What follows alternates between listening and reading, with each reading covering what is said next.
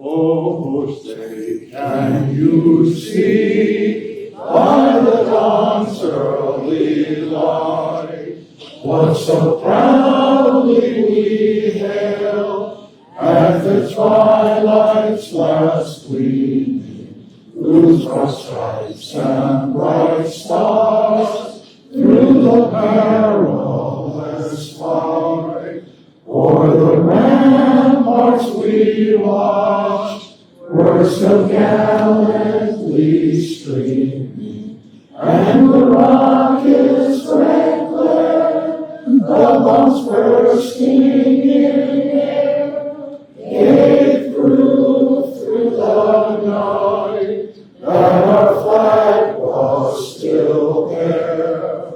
Oh, say does that star-spangled banner yet wave o'er the land of the free and the home of the brave?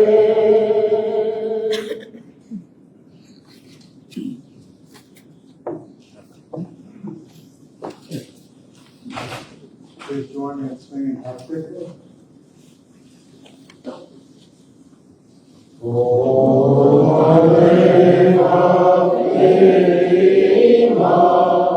never fetch your booty,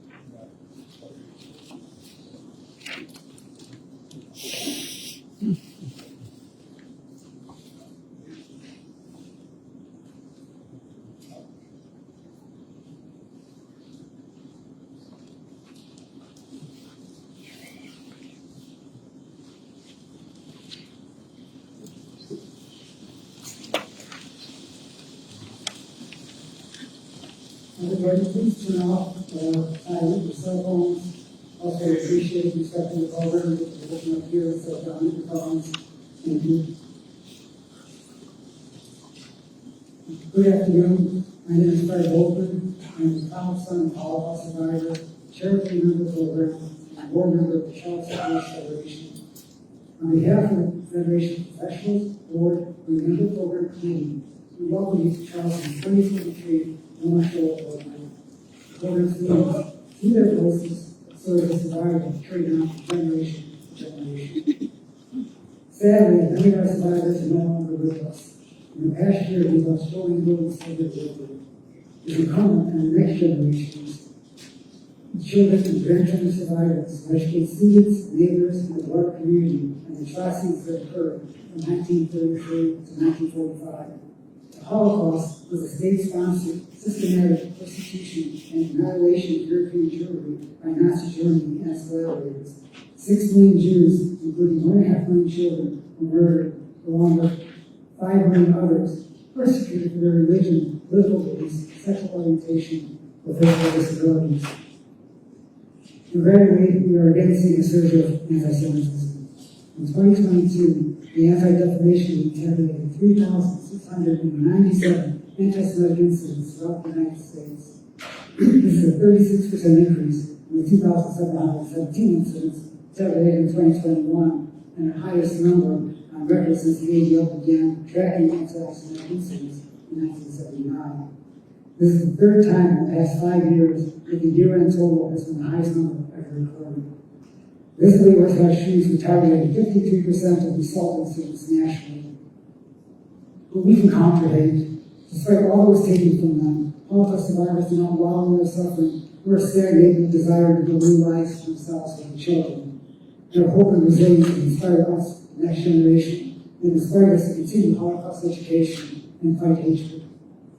We do this by never forgetting the lessons of history.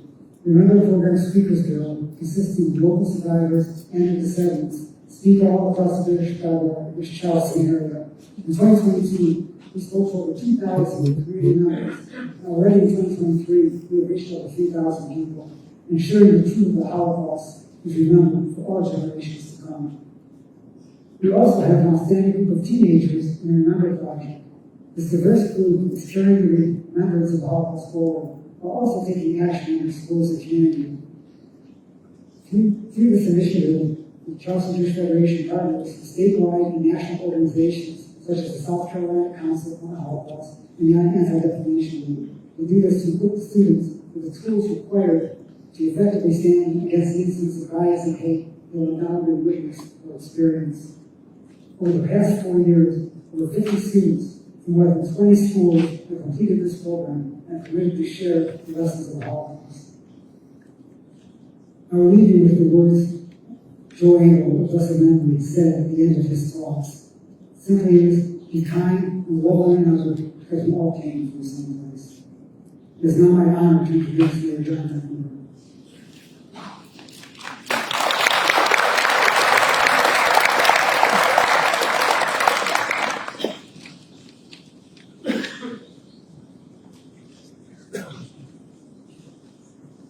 Good afternoon, ladies and gentlemen. Welcome to the Gaillard. We're at the city of Charleston, so we're proud to host this event again this year. I do want to acknowledge my fellow city councilman, Peter Shade, is with us here today, also in Roosevelt. Thank you, council members, for being with us and for your support. This solemn observance, Yom Hashoah, I do want to take the occasion, however, to invite everyone to a positive prose submitted. I was in Washington, D.C. for the annual Mayor's Conference in January, and I've become good friends with the mayor of Richmond. His name is Lamar Stoney, and as an aside, he got married here in Charleston in February. But he was maybe aware, I didn't know this, but back in 2006, the Congress, the U.S. Congress, had designated, by way of a bipartisan resolution, an act to ask folks in the country to recognize Jewish American Heritage Month. Jewish American Heritage Month. And so the first time ever in the city of Charleston, we're going to do that in the month of May. And I invite everyone to come to City Council Chambers on Monday, May 1st at 11 o'clock. And we're going to have the kickoff. There'll be prayers, a proclamation, music, history lessons, and more. And you're all invited. So more about Jewish American Heritage Month. Local recognition of this matters now more than ever. As just mentioned, we've seen in the news and around the world that anti-Semitism has been rising at an alarming rate in the United States. And so while I support wholeheartedly our practical and defensive measures to combat anti-Semitism, the recognition and celebration of Jewish American Heritage Month gives us an opportunity to offer positivity as we celebrate the vibrant heritage of Jewish Americans whose lives and communities have enriched our cities and our nation as a whole. And so Mayor Stoney, by the way, put this word out to mayors all over the country. And there are a number of cities this year will be recognizing Jewish Heritage Month and all the contributions. And of course, being a musician, one of the things I happen to know a little bit about and think about, you all know the great American songbook of classic songs, American songs. Many were written by Jewish songwriters. One was Harold Arlen.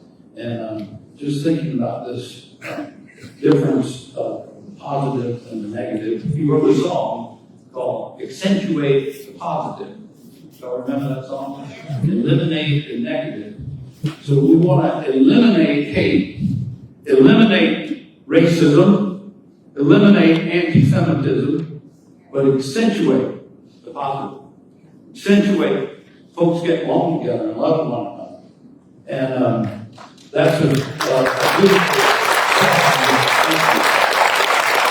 I couldn't agree more with Mayor Stoney, and when I got back, I asked Mike Wack and my staff, and he reached out to Brandon and the Jewish Federation, get the ball rolling, and we're going to have this. And maybe at the end of it, Mike will sing another song. It's almost the secondary anthem of America. God Bless America. You know the song.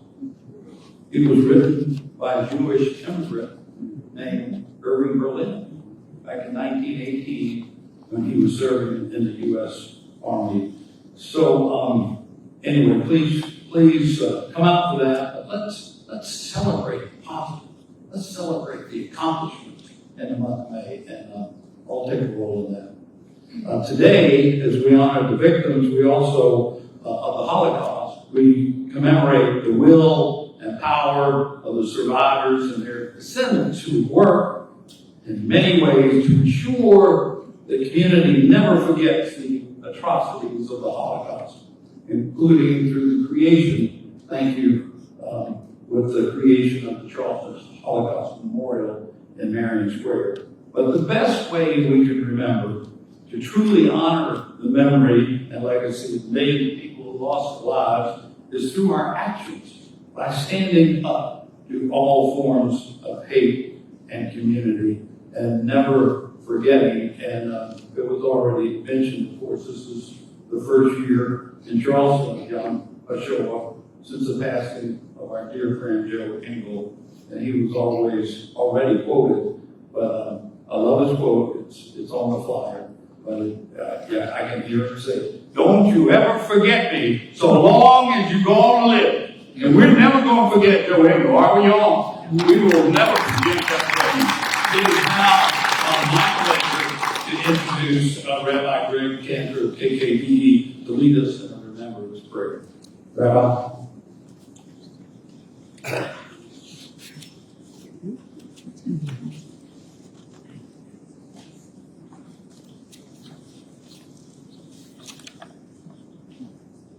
Shalom.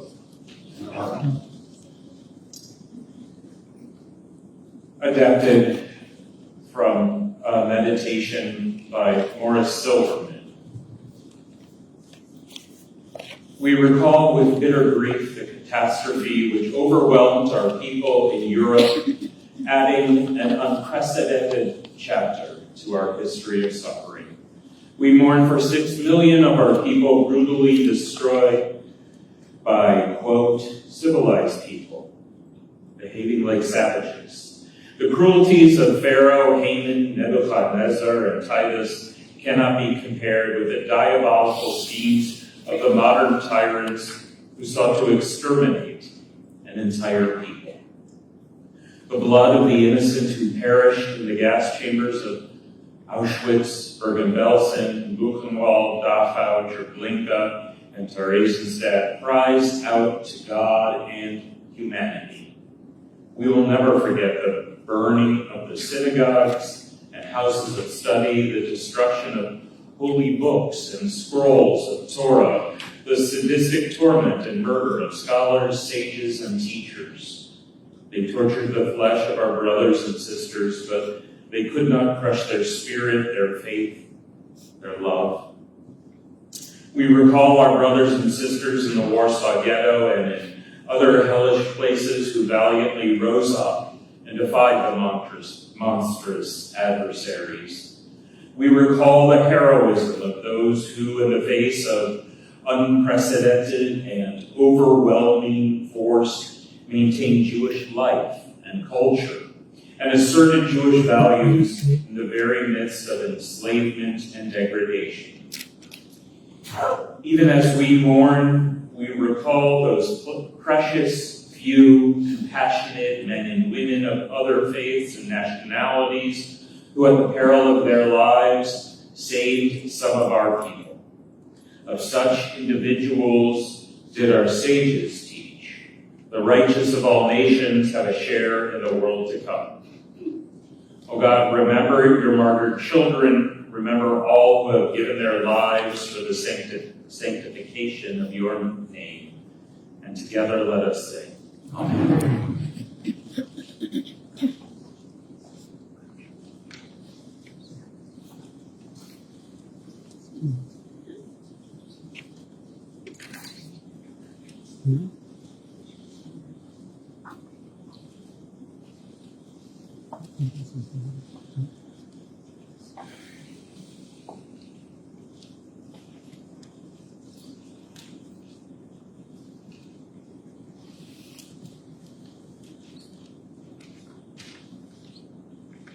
Hi, my name is Tracy Rogers, and I am here to introduce my father, Harry Schneider. My father's story, which you're about to hear, may seem improbable, unlikely, and maybe even unbelievable at times. The first time I heard it, I couldn't believe it either. Harry, my father, wouldn't even tell his story for the first 20 years of my life. The first time he told me that he was a Holocaust survivor changed how I knew my family forever. Born in a small Jewish community in Poland before the war called a shtetl, my father and his immediate family left their home in 1939, fleeing the Nazi invaders and moving eastward towards Russia, living on the run. After more than 2 years, they eventually made it to the Polish-Soviet border, where they united with my dad's uncle, who lived in a nearby town. As the Nazis advanced through Europe, my dad and his family fled deeper and deeper into Soviet territory, escaping war, genocide, and mass murder. They did what they had to do to survive, living in unthinkable and excruciating circumstances, always fearing death was around the corner. So as you listen to my father and his story, listen with an open mind. Remember that he was even younger than you all when he went through this, much younger. Think of all the things he missed out on as a child, and how lucky he was to get to come to the United States. More importantly, think of the millions of children his age who didn't get to experience life as he has. The children whose lives were cut short by hatred, bigotry, and evil. Today, my dad is here to speak to you and share his experience during the Holocaust and why these painful memories must never fade away. Let me introduce my father, Harry Schneider.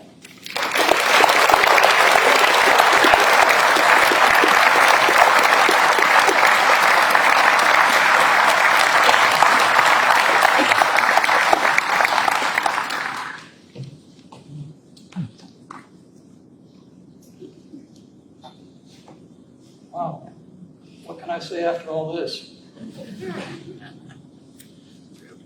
Anyways, as my daughter mentioned to you, my name is Harry Schneider. I'm a child Holocaust survivor. I was like 13 years old when I came to the United States. I was placed in 8th grade. I was not able to speak English. However, thanks. No, I hope everybody can hear that. I was not able to speak English, but I had a good English teacher who stayed with me many hours after school.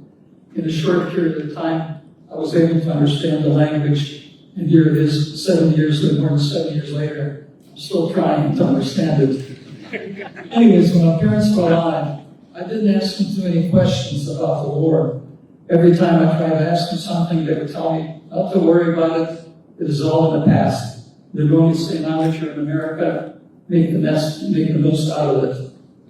A lot of the information about my family, since I was like 2.5 years old when the war started, I didn't remember everything, obviously. I'm going to try to tell you I remember everything. However, I had a cousin by the name of Barbara who lived in Israel, who passed away a couple of years ago, and he was like 10 years older than I.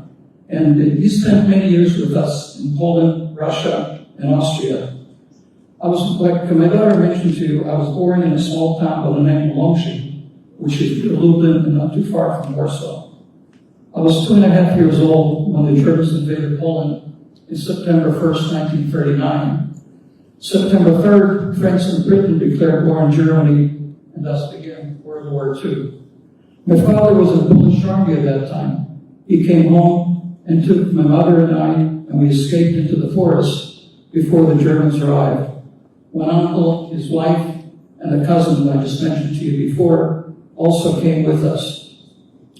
My grandparents, uncles, aunts, and their children remained in Longwy. They didn't think anything could happen to them. However, in 1942, the Jews that remained there they were taken outside of the town and they were executed by the Gestapo, which is the German police force. On September 28, 1939, Poland was partitioned between Nazi Germany and the Soviet Union. We were stuck in a forest between the Germans and the Russians for 2 years. We were chased by the Germans from one end, and the Russians refused to take us into their territory at the other end. We were chased and bombed by the Germans many times. In fact, my uncle's wife was killed in one of the raids, but somehow we managed to survive.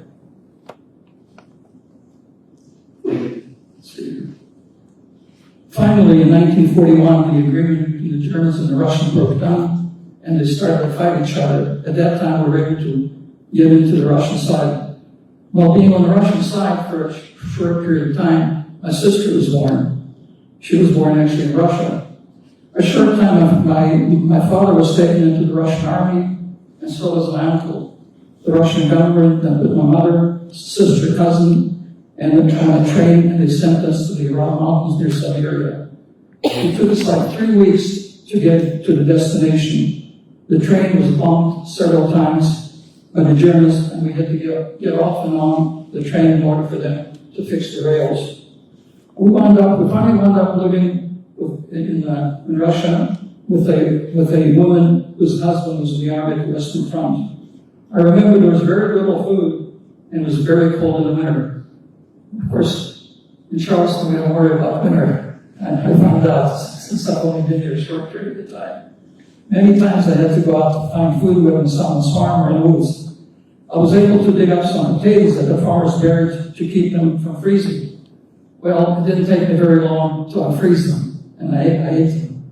Food was rationed during the war, and I remember being 5 or 6 years old, waiting the long nights with a bucket trying to get some milk for my sister. Somehow we managed to survive. After the war, we left Russia and returned to Poland. When the war ended, my father also returned to Poland with the Russian army, looking to see who was still alive in our town. He finally was able to find us in the DP camp, which is the displaced person camp. We didn't want to stay in Poland any longer as we learned that our house was destroyed and the rest of the family were murdered. We then left Poland for Austria, and we spent 4 years in several DP camps. In 1948, my uncle was with us. He left for England. He was able to get a visa that was sponsored by cousins that lived there. Also the same year, my cousin Barbara, who I mentioned to you before, together with other young people, left for Israel. In 1948, President Truman permitted 100,000 Jews to immigrate to the United States from DP camps. We were one of the fortunate ones. However, it took us like 2 years to get a visa. Finally, the Jewish community in Washington, Pennsylvania, which is right outside Pittsburgh, sponsored us. We came to the States in 1950. Most of the DP camps in Austria and Germany were closed in 1951. Let me tell you, in fact, I've only been here in Charleston long enough for less than a year. Before this, when we were living in Pittsburgh, Pennsylvania, as you probably know, what happened a few years ago when 11 people were murdered in the Tree of Life synagogue by anti-Semites, who these people were observing Sabbath. At that time, I was in another synagogue right down the street. I know many of those people that perished. Unfortunately, what can we do about it?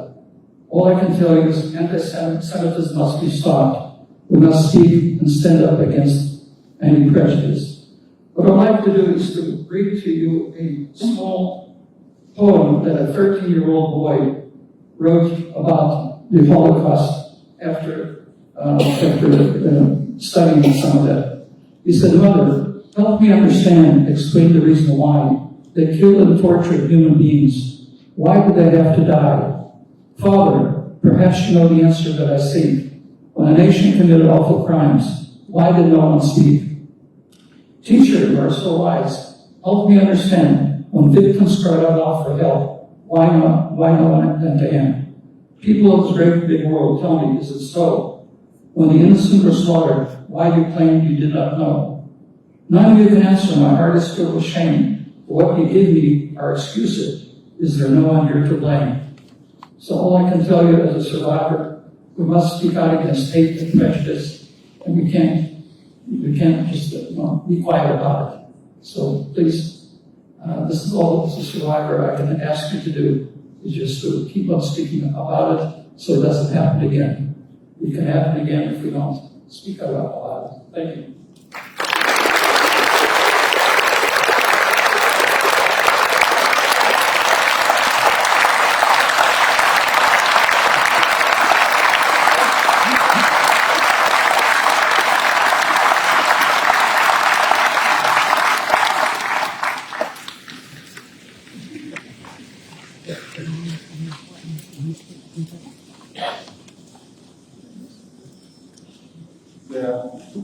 Good afternoon, distinguished guests. It's an honor to be here and celebrate the Yom Hashoah as we commemorate the 6 million Jews who were murdered in the Holocaust. The heroism of each survivor and many rescued. Please join me in thanking Mr. Harry Snyder for sharing his remarkable story. Mr. Snyder's story teaches us the impact of hate and prejudice. It instructs us to recognize the detrimental stages that lead to genocide, beginning with classification, symbolization, discrimination, dehumanization, organization, polarization, preparation, persecution, extermination, and finally, denial. The last stage is one of many reasons why remembering the precious souls who were murdered in the cold blood is so incredibly important, why teaching Holocaust literature and history is imperative. It teaches our students religious tolerance, acceptance, and the need to respect other cultures. This year, I had the privilege of getting to know Mr. Snyder and participate in a renewal project with the Jewish Federation.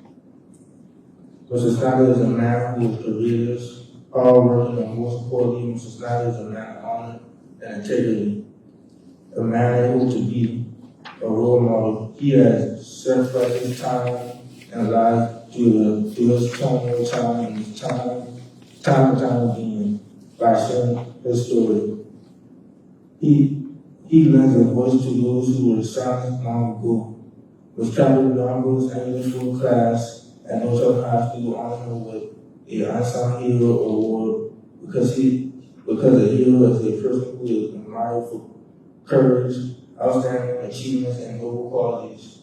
And this is how we see Mr. Snyder. Today we pay tribute to the memory of countless people, talk about the danger of prejudice and hate. Today we talk about the aftermath of hate, but we also talk about the resilience of the human spirit.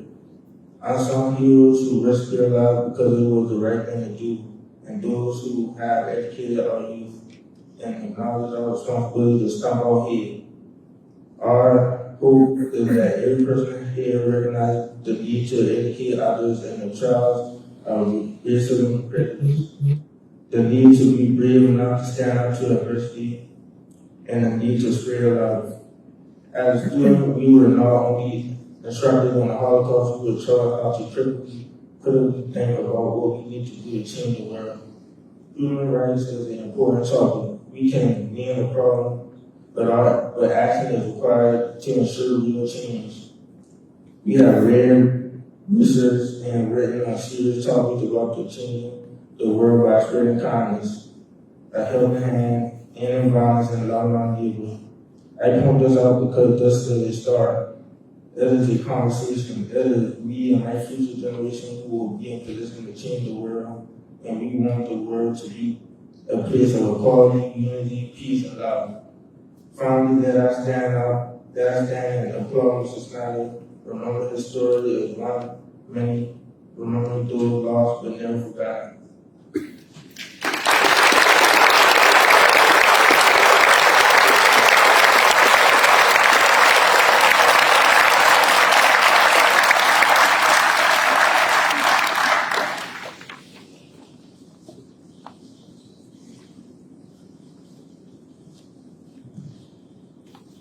Please join me in singing Eli, Eli, first in Hebrew, then in English. Eli, Eli, Sheloh yigam leolam, Achon v'haylam, Rishu she'hamayim,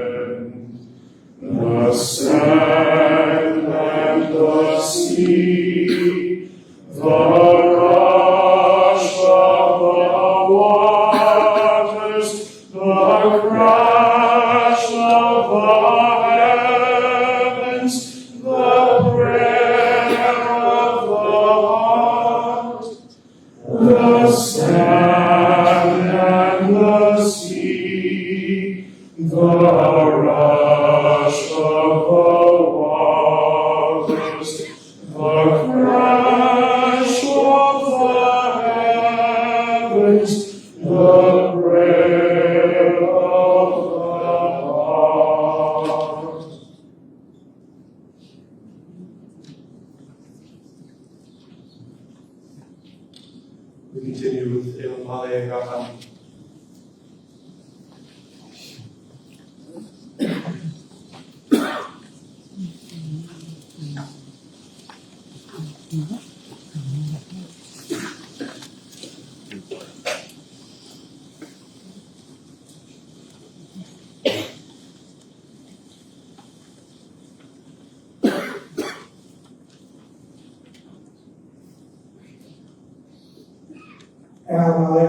Rachamim Shorein Banonim Amsel Korona Al Kafei Hashina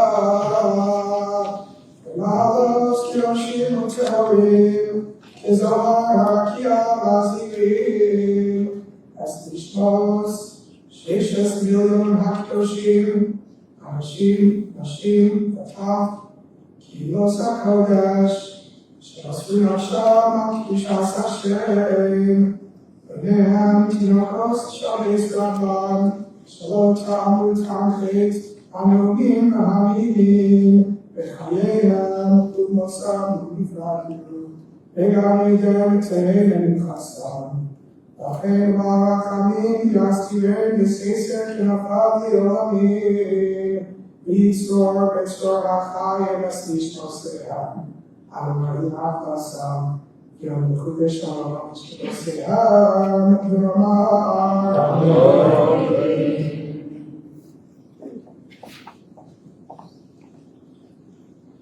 God, full of mercy, who dwells in the heights, shelter them beneath the wings of your presence, high among the holy and the pure, who shine like the brilliant heavens. Shelter the souls of the innocent 6 million men, women, and children, holy communities, who were slaughtered in the Holocaust, strangled, suffocated, and burnt to ash. Amongst them, young children who never tasted sin, and their life and death are not separated, their holy souls cast into your care, that the Garden of Eden be their resting place. Master of mercy, drape them and keep them forever in your protecting presence, and bind their souls to the living and to life.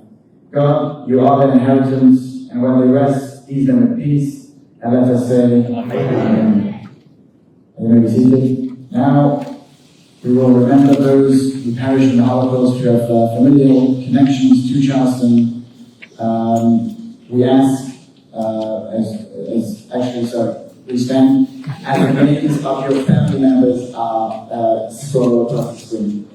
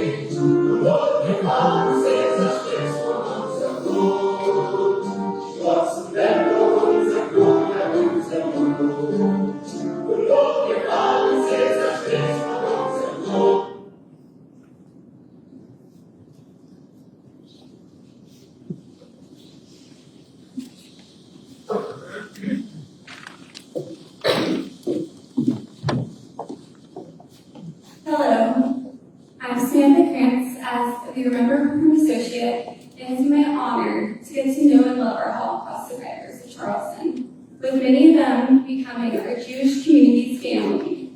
Losing 2 local survivors since last year's Yom Hashoah has been difficult for our community.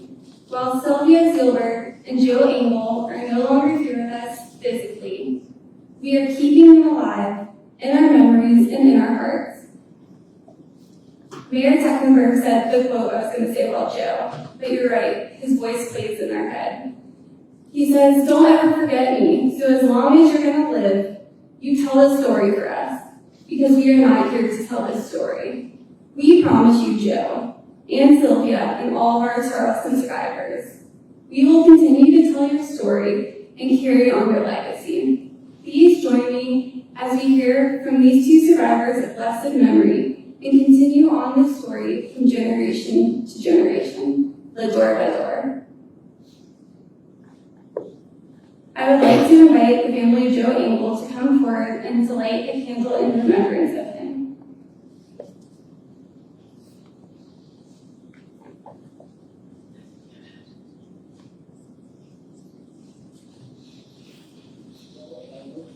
I'm born in Poland, and 30 kilometers from Warsaw, South Portugal. And when were you born? I'm born October 9, 1927. I came to the United States in 1949, March 20, 1949. I came to New Orleans. And from New Orleans, they shipped me over to Charleston, South Carolina. And I'm here, and I'm happy. You went to drive there? I went to here, and I became a CPA, cleaning press inauguration. I want to thank the United States. They brought me here for their freedom, for the opportunity they gave me to work, and to make something out of myself.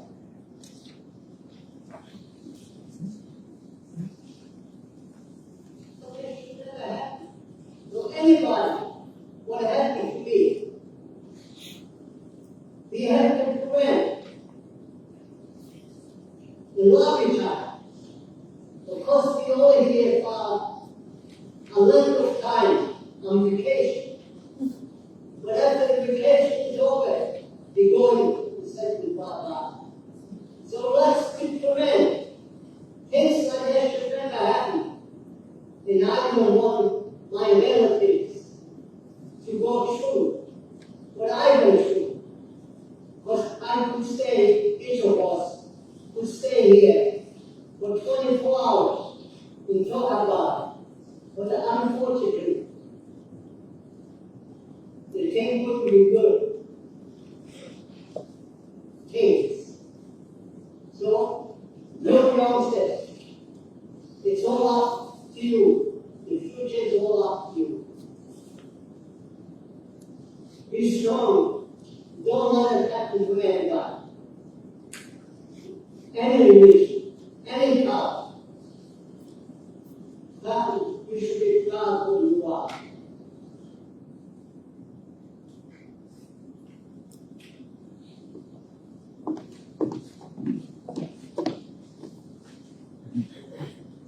Joe Engel passed away in November of 2022. I am truly regretful that I was unable to meet him in his lifetime, but the powerful impact of his story is not lost on me. Joe was born in Poland in 1927 and survived the atrocities of the Holocaust after the Germans invaded Poland. He lost the majority of his immediate family, yet remained strong and survived the unthinkable, escaping from a cattle train after enduring a life like the ghetto concentration camp and even the death march of Auschwitz. After liberation, he immigrated to New York and eventually Charleston, dedicating his life to Holocaust education and remembrance. In fact, the Remember Project, which I'm honored to be a part of, is due in part to him. While he never married or had children, he turned all of those around him into his family. Joe is an honorable and highly respected man whose impact on the community was immeasurable. Although we don't have Sylvia's voice with us today, we have the words that she left with us. As Sarah reads Sylvia's story, we invite Evelyn, Sylvia's caretaker and beloved friend, to light a candle in remembrance of her. Sylvia Zielberg passed away in August of 2022. I had the honor of meeting and speaking to her son, Joe, at this year's Generations of Shoah event, an annual meeting of students and several generations of Holocaust survivors with the goal of spreading education and awareness, and was able to learn a great deal about her story. She was born in Romania in 1919 and went on to become a talented seamstress, moving to Bucharest with her family at 17. At that point, the Second World War began, and her two brothers were taken to camps, with Sylvia narrowly avoiding capture throughout the war and going on to meet her husband Leo in an Austrian displaced persons camp after the war. They married and moved to the United States in 1950, but lived in Philadelphia for many years. While I didn't have the privilege of meeting Sylvia personally, I was able to hear her story through her son, and I am truly in awe of her resilience and bravery. Sylvia was an incredible woman with a kind heart and a beautiful smile, and was an irreplaceable light in the local community. This year we'll add a special MLA Rachamim in memory of Joe and Sylvia. I invite you all to rise.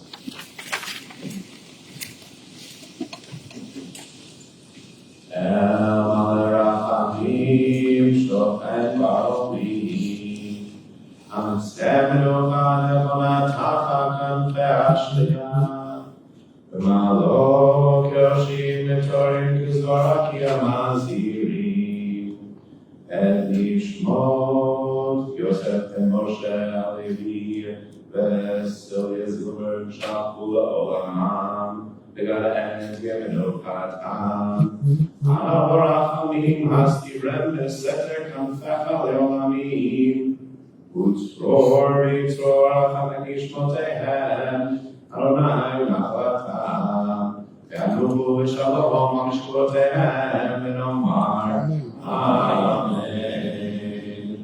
Exalted, compassionate God, grant infinite rest in your sheltering presence among the holy and pure to the souls of Joe Engel and Sylvia Zielberg, who have gone to their eternal homes. Merciful One, we ask that our loved ones find perfect peace in your eternal embrace. May their souls be bound up in the bond of life. May they rest in peace. Let us say, Amen.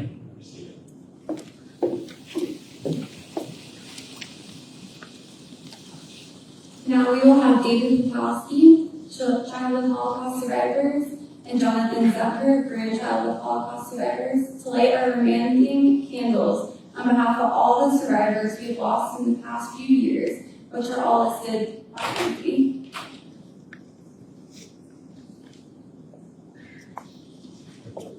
Our local survivors, both living and past, are the most important and integral assets to our community. The first-hand accounts, while often difficult for them to tell and for us to hear, are the most accurate and meaningful resource by which we can learn about and honor the lives lost in the Holocaust. While we are lucky to live in a world now with the technology to record these stories, there is no replacement for the privilege of hearing those stories firsthand. But sadly, as time goes on, we are losing more and more of our survivors.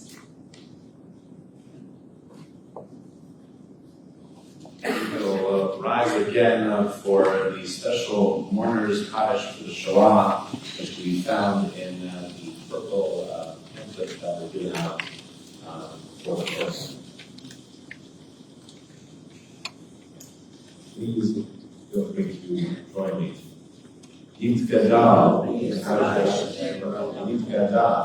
Lod, Shnei Rabban, Honor, Dalman, Kibrach, Yutei, Aliyah, Le'amlir, Makutei, Maidan, V'chayekon, V'gonekon, Birkenau, V'chayek, V'chol, Beit Yisrael, Kovna, V'adalah, V'zman, Karim, Janosta, V'imru, Amen. Yehesh Mei Rabban Borach Le'olam Le'olam Yitbarach V'Yisharach V'Yisrael Yitpahar V'Yisraman V'Yisrael V'Yitnaseh V'Yitzagar V'Yitzagar V'Yit'aleh V'Yit'alal V'Yitzagar Shnei V'Yishar V'Yitzu V'Yitzagar Le'elah Nafas Yimkol V'Yitzagar V'Yitzagar V'Yitzagar Tushkata V'Yitzagar Damian V'Yitzagar Varsa V'Yitzagar Amen Yehesh Lama Rabba Yishmaya V'Chaim Aleinu V'Al Yisrael V'Yitzagar Amen Oseh Shalom V'Yisrael Shalom Aleinu V'Al Yisrael V'Yitzagar Amen. See you.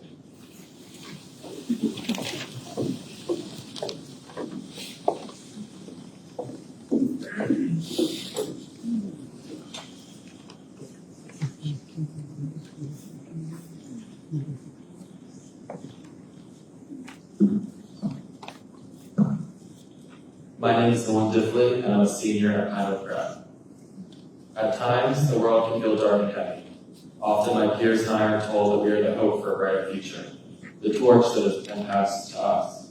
But it is only with the wisdom of the generations who came before us that we are empowered to create this future.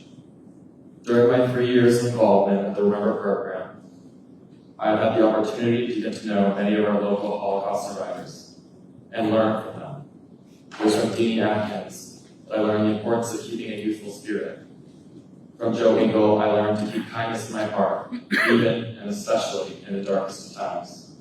From Sylvia Zielberg, I grew to understand the impact I could have on the world. It seems people my age are often moved to action by their anger at the injustice in the world and the suffering it brings. Anger is our tool for change, the match which strikes our righteous flame. A flame unchecked and uncontrolled, however, will never bring about the intended change. It is only with the tempering of the lessons of age, coupled with the energy and vibrancy of youth, that we can make a brighter future for us all. It was for this reason that I joined the Remember program. 3 years ago, I had all the energy and none of the experience.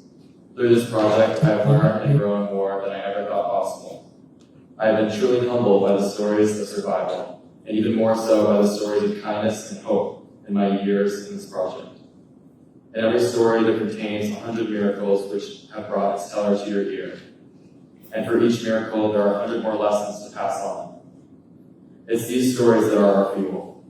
These stories of resilience and perseverance and joy and hope are what keep the fight alive, what gives it form and purpose. I cannot express the extent of my gratitude for being one of the lucky few to experience so many of these stories. I feel as though I've been gifted more wisdom through them than I would have otherwise accumulated in the grand sum of my life, as though I have lived and learned through each word which I have listened to. This is the importance of passing on stories. For the wisdom they contain is the inheritance of the youth. The storyteller is the original teacher. We must not let that fight fade away. We must fight to keep these stories in schools, all while spreading them beyond the classroom. Thank you.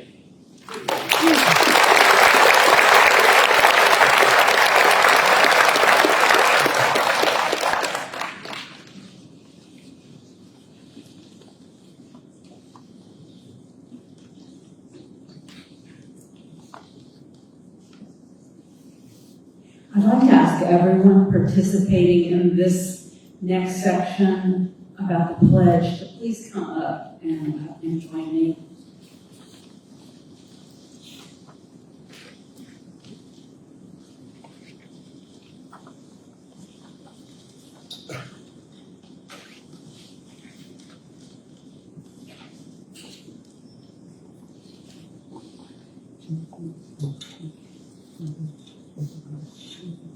Shoah is the term used to describe the catastrophic murder of 11 million human beings between 1938 and 1945. 6 million of those victims were Jewish, including 1.5 million children. 5 million others were persecuted for their religious beliefs, political views, sexual orientation, or physical and mental disabilities. Our pledge is that none of these victims be forgotten. Our lesson is that so long as any are persecuted, no one is free.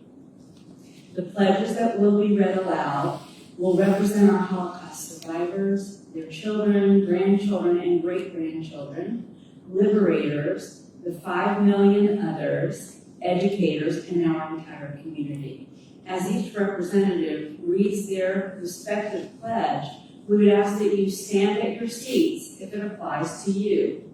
If able, please continue standing as we read all the pledges. Together we will stand up for one another, come together as a community, take action while we remember the victims killed and honor our local survivors. The first pledge will be led by Dee Dee Atkins.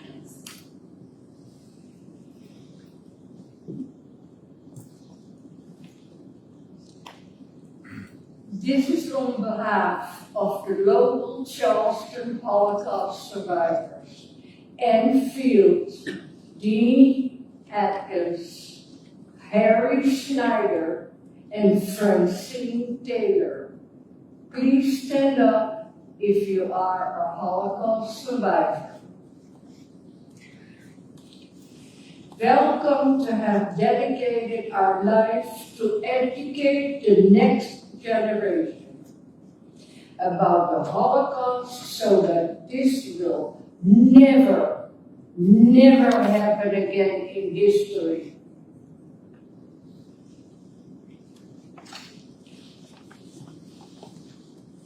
The second pledge will be led by Reggie Geeky and her grandson, Ami Gabriel. My name is Reggie Geeky, and I'm a daughter of Holocaust survivors. Today I will be leading the pledge on behalf of all the children of Holocaust survivors who were raised by the heroes who survived this horrific time. We of the second generation accept the obligation of our legacy. We are the first generation born after the darkness. Through the survival of our parents and their memories, whether silent or spoken, we are forever linked to those who didn't survive. Their silence is also our memory and burden.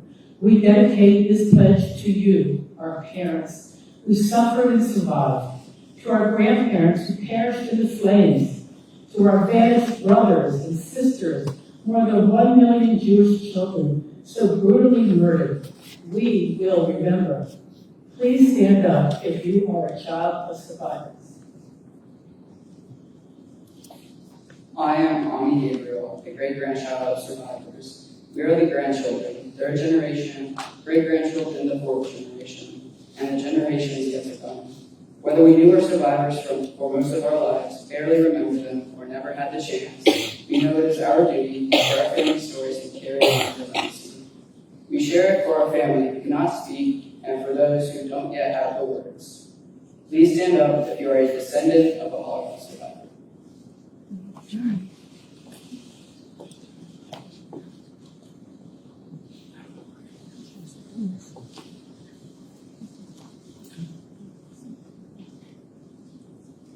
The third pledge will be led by Staff Sergeant Shante Burke.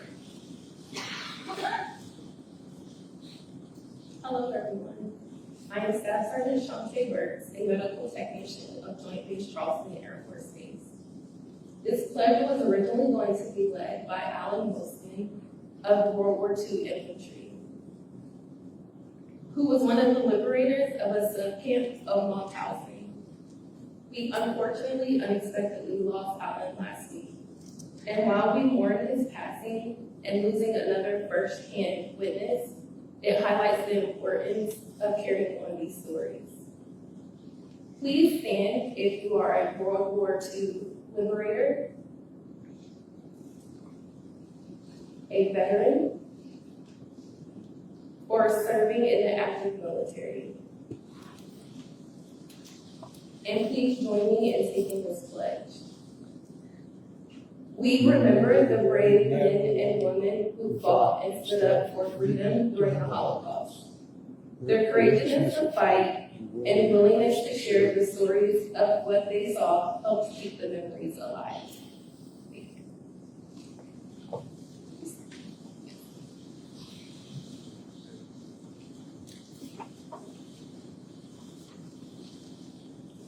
The fourth pledge will be led by Chase Glenn. My name is Chase Glenn. I'm the Executive Director of the Alliance for Full Acceptance. Please stand if you identify with any of the other minority groups also persecuted and murdered by the Nazis. Join me in taking this pledge. We remember the 5 million others killed in the Holocaust. Among them were Romas, Jehovah's Witnesses, the LGBTQ+ community, people of color, those with physical and mental health disabilities, resistance fighters, political prisoners, dissenting clergy, prisoners of war, and Slavic people. We, as members of the Charleston community, commit to stand up against hate speech or action wherever we see it. We affirm that an attack on any community targeted by hate is an attack on us all. We refuse to allow Charleston to be a home to hate.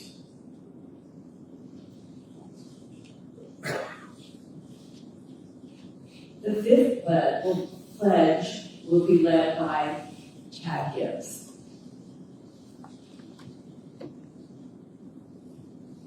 My name is Chad Gibbs, Director of the Zucker Goldberg Center for Holocaust Studies at the College of Charleston. This is on behalf of the educators who were killed in the Holocaust, and in honor of our educators who are committed to ensuring our students learn the history and personal stories of this horrific event. Please stand up and join me in this pledge if you are or were an educator. We, as educators of the Charleston community, commit to not only teaching the lessons of the Holocaust, but to instilling a set of values in our students to stand up to all forms of hate.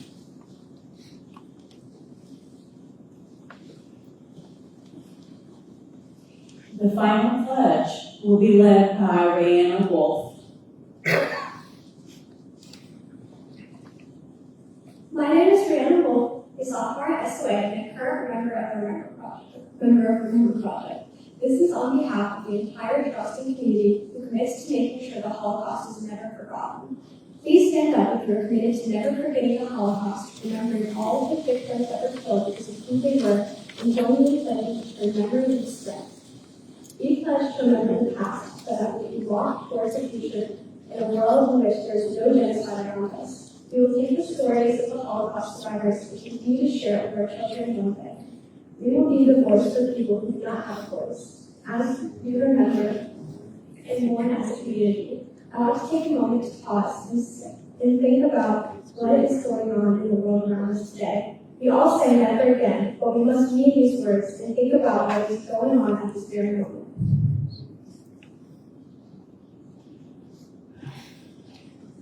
Thank you to everyone who stood up to pledge. It resonated with them. As we look around and we see how many people are standing, it's clear that while the Holocaust happened over 77 years ago, it's clear that the impacts are still felt today. Thank you all so much. Thanks.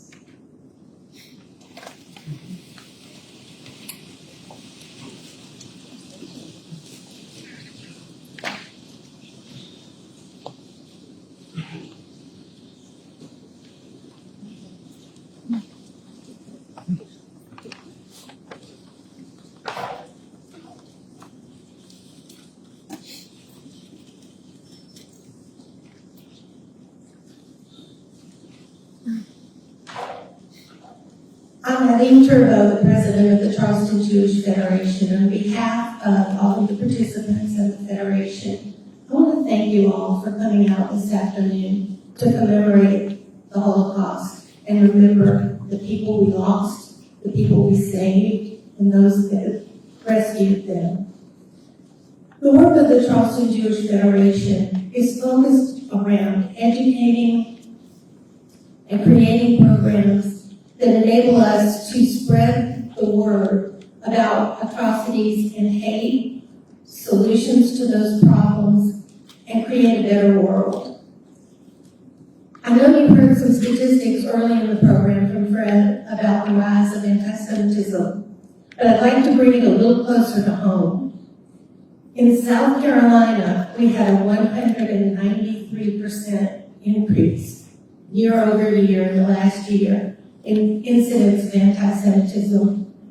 In the Southeast, it was 121%. So if anyone says it's not happening, I can't see it, let me ignore it. Let that be a ringing in your head about how real this is. Our work is not just coming together once a year on Yom Hashoah. We work year-round with the Remember Project to bring it to the schools. Our work with the ADL is groundbreaking, where we bring ADL education into the schoolroom and work with teachers all throughout the year. The Speakers Bureau that you heard about earlier is sending speakers just this coming week to 3 different schools. It's an ongoing effort. And security. We, as you saw when you came in, put a great emphasis on the security of our Jewish community. And all of that doesn't happen without your support.